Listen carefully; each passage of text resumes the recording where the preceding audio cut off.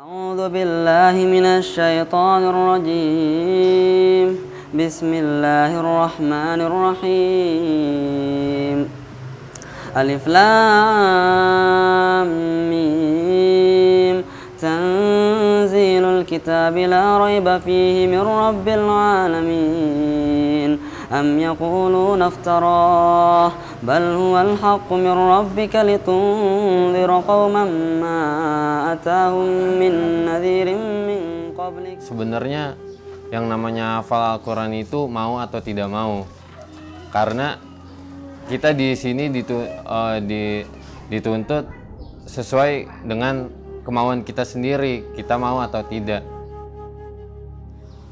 Menurut saya, salah satu motivasi untuk saya menghafal Al-Quran yaitu agar saya bisa dekat dengan Allah. Karena dengan menghafal Al-Quran itu kita bisa mengetahui dan memahami perkataan-perkataan Allah lewat Al-Quran itu.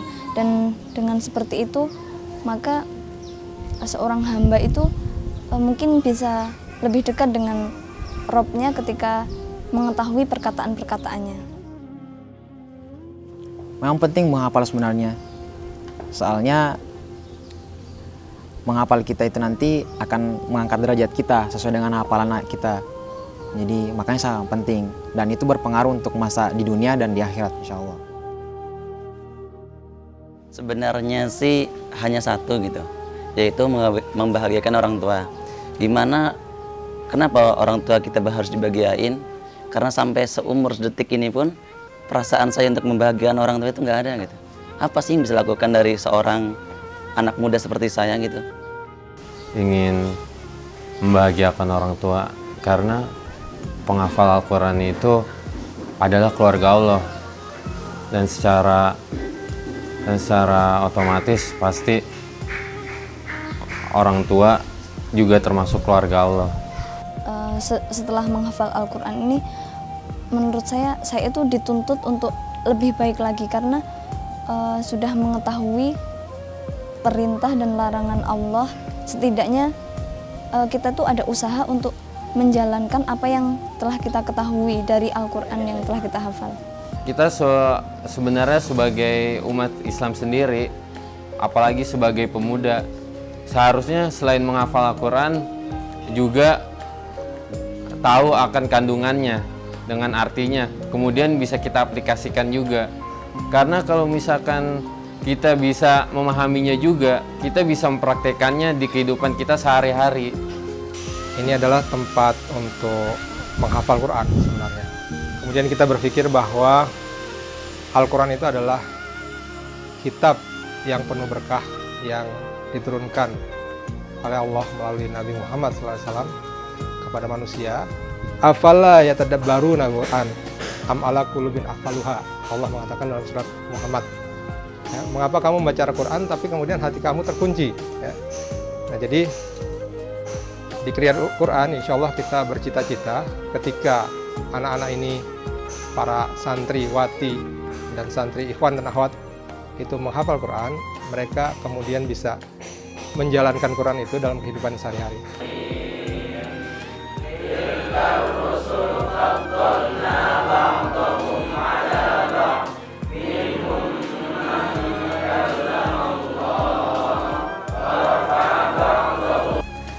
Santri tersebut kita motivasi dengan beberapa keutamaan dari Al-Quran.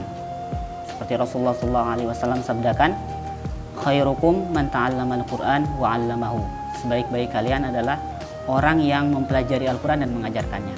Dengan hadis ini tentunya si santri tersebut insya Allah akan sedikit termotivasi gitu kan. Coba menghafal satu ayat satu hari, enak rasanya.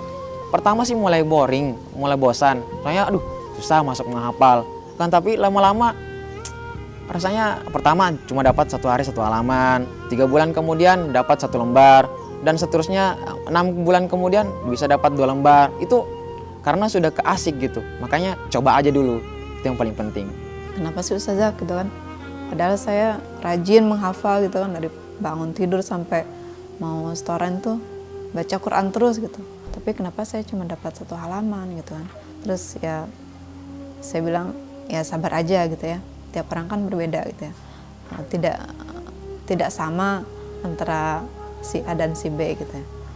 Nah, tapi alhamdulillah dengan seringnya kita komunikasi, semangatnya untuk menghafal masih terus berlanjut. Bahkan sekarang bisa sampai 3 halaman ya.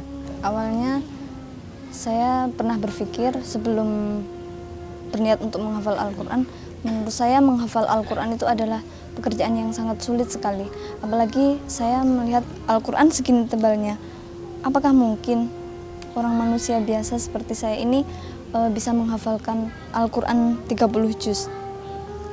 Tapi setelah saya coba-coba untuk sering membaca Al-Quran dan mencoba sedikit demi sedikit menghafal, ternyata menurut saya Al-Quran itu nggak sesulit apa yang saya kira.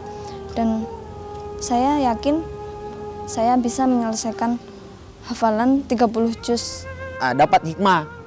Kalau apabila misalnya nggak bisa masuk, cari inspirasi yang lain, cari tempat-tempatnya, sehingga melupakan kita dengan ayat tersebut, ayat-ayat yang nggak bisa masuk itu.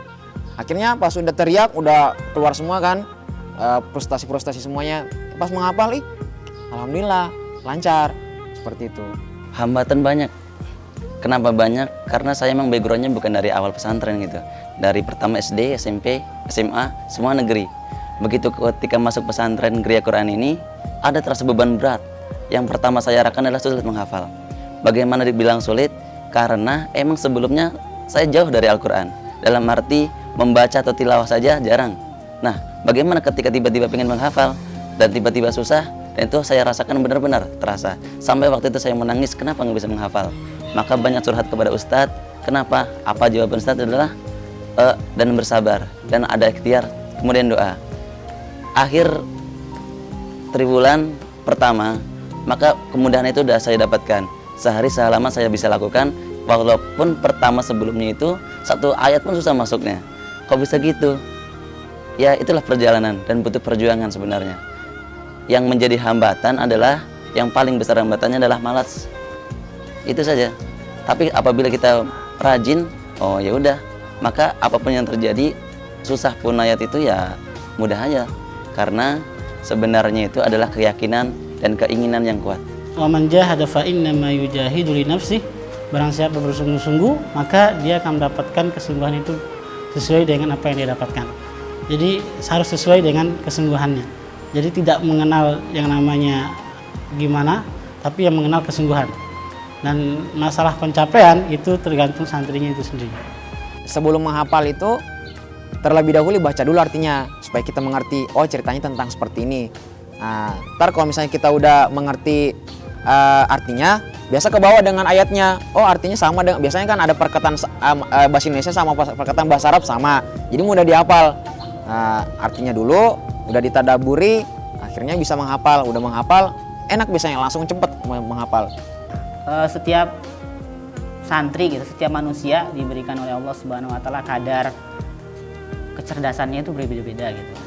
Tentunya kita juga tidak memaksakan seorang santri itu untuk menghafal sesuai seperti yang kita kehendaki gitu. Tetapi tentunya semaksimal yang dia mampu.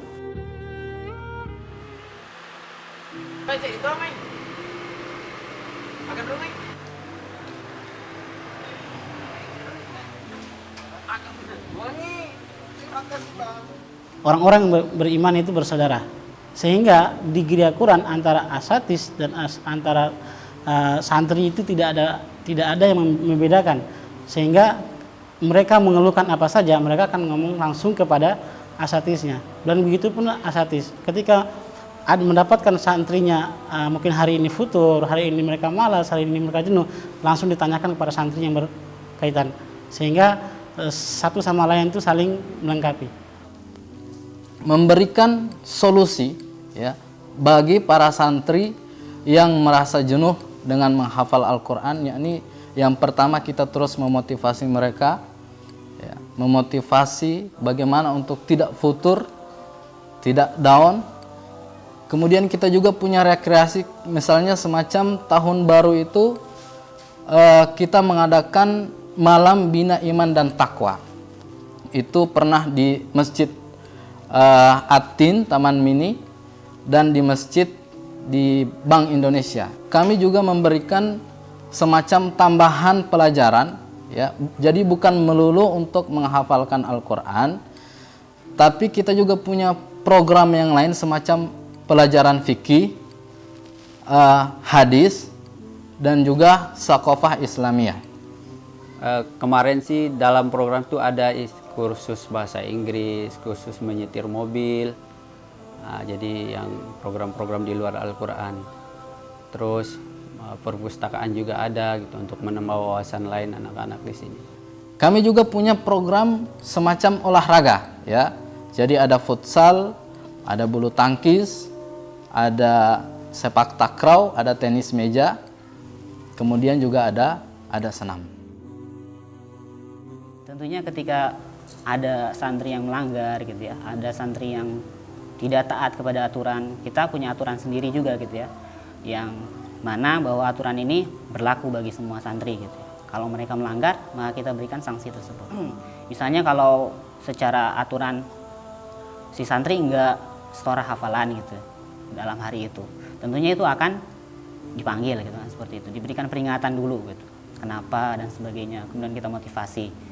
Kalau masih juga tidak bangkit gitu, tidak termotivasi, maka kita berikan peringatan gitu kan, seperti itu, peringatan tertulis, bahkan mungkin kita telepon orang tuanya. Tetapi kalau misalnya dengan seperti itu juga masih nggak bisa, ya apa boleh buat, kita akan bertindak untuk mendeonya.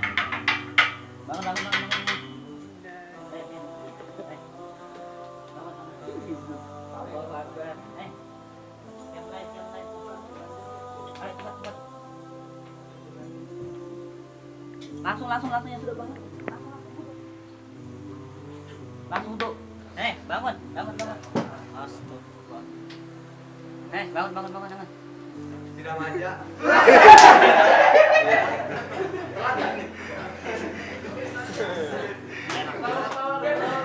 Itu ketika sepertiga malam, suasananya itu lebih tenang. Kemudian hati khusyuk pun ada. Maka dari itu, kayaknya cahaya-cahaya Allah itu datang gitu.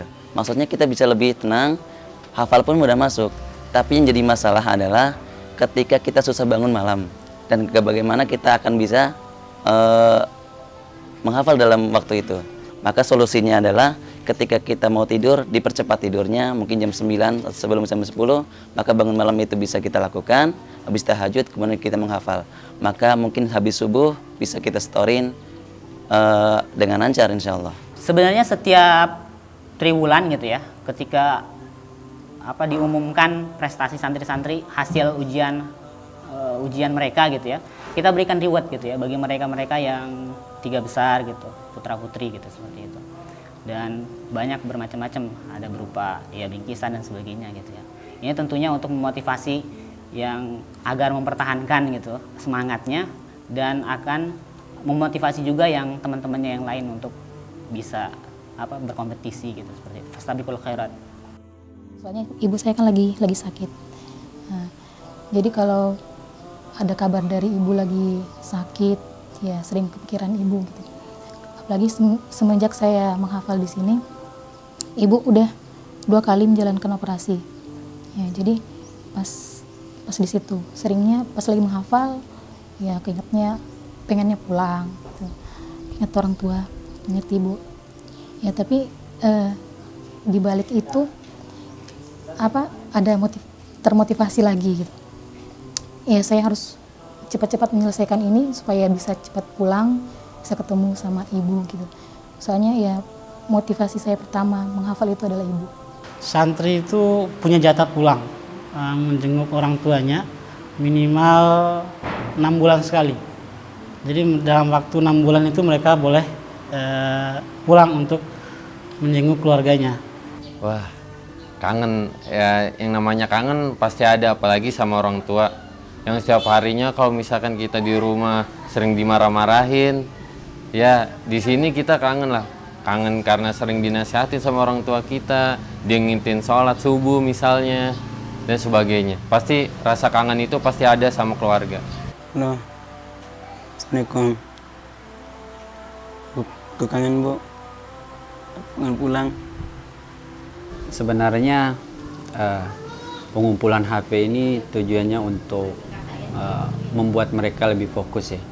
Kita sudah coba membebaskan mereka gitu untuk memegang HP dari angkatan pertama dalam waktu beberapa bulan. Ternyata HP ini dampaknya sangat banyak gitu. Membuat para santri ini kadang-kadang dia lalai. Setoran hafalannya kadang jadi terganggu dengan adanya HP ini. Kadang-kadang mereka ngaji, ada bunyi SMS masuk gitu kan. Hilang konsentrasi di situ. Mereka ketemu dengan malam minggu baru dikasih. Nah, mungkin mereka baru di situ membuat nelpon keluarga ataupun orang tua dan lain sebagainya. Kita sebenarnya kan dalam di Gria Quran ini ada 8 triwulan atau 2 tahun gitu ya. Dari 8 triwulan itu, triwulan pertama itu kita gunakan untuk tahsin, perbaikan bacaan si santri tersebut. Jadi ketika sudah baik bacaannya, kemudian mulai menghafal juz 30 gitu ya. Nah, di triwulan inilah gitu, hanya memperbaiki bacaan, kemudian menghafal juz 30, disertai tilawah sebanyak-banyaknya. Kita targetkan untuk di triwulan ini, di triwulan pertama ini, setiap santri harus tilawah minimal 1 hari itu 10 juz. Di sini para santri yang sudah menyelesaikan 30 juz setorannya, dia rekaman.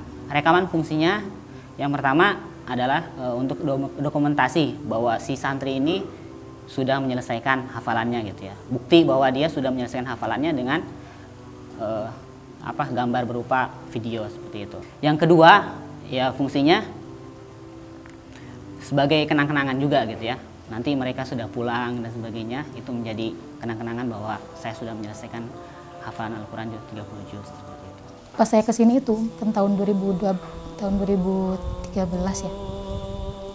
Sebelum kesini itu orang tua saya itu mengalami kecelakaan sama kakak saya dan kaki beliau patah, dan saya kesini itu benar-benar nekat dan berharap ada perubahan yang lebih baik lah.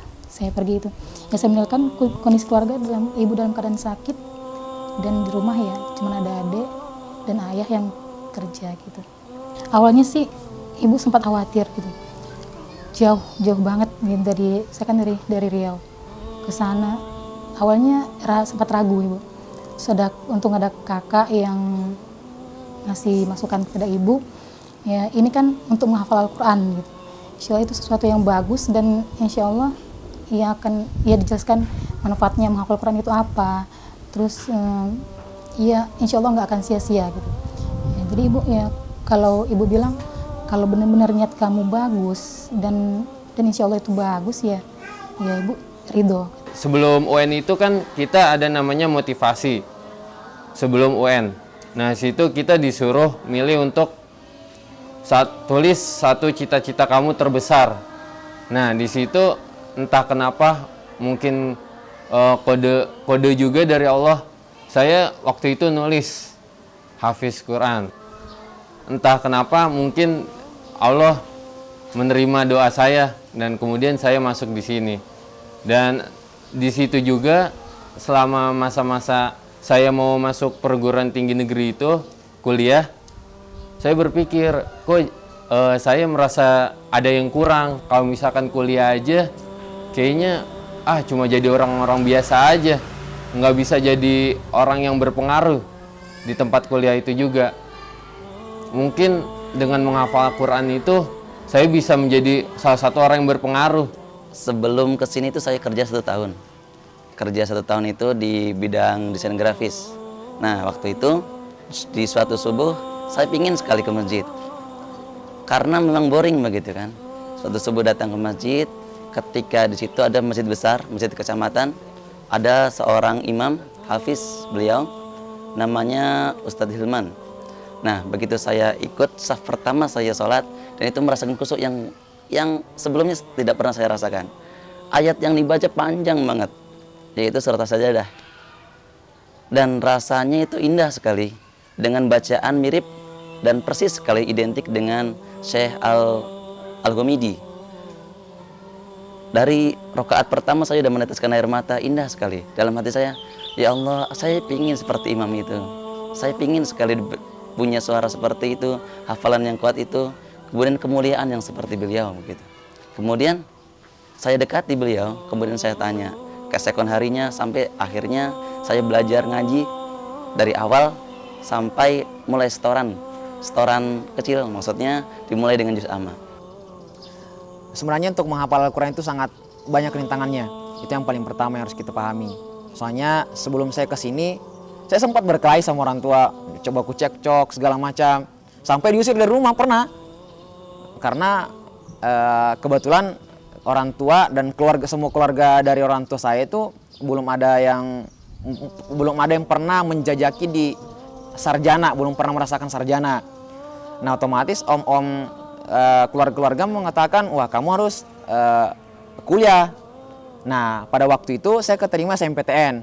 Makanya keluarga bilang, pokoknya kamu harus masuk di sini. Saya mengikuti pengajian. Pada suatu subuh hari, Ustadz itu mengatakan Al-Quran itu sangat menenangkan hati. Langsung cahaya dalam hati saya itu langsung bersinar gitu. Wah pokoknya saya harus menghafal gitu. Udah akhirnya orang tua nggak menyetujui, saya pergi ke Ustadz saya pergi ke rumah saya untuk membujuk orang tua saya, akhirnya saya bisa pergi. Dan saya datang ke sini walaupun tanpa orang tua memberi sesuatu uang jajan, dengan hasil sendiri cari gitu. Soalnya tapi alhamdulillah orang tua bisa mengerti sekarang. Ternyata Al-Quran itu sangat penting. Menghafal, ya seperti itulah menghafal. Cobai dulu aja. Dan kenyataannya bener, itu tuh hati menjadi lebih tenang. Kemudian kita bisa menjadi lebih dewasa dan bisa memahami Islam lebih baik lagi dibanding dengan anak-anak muda zaman sekarang.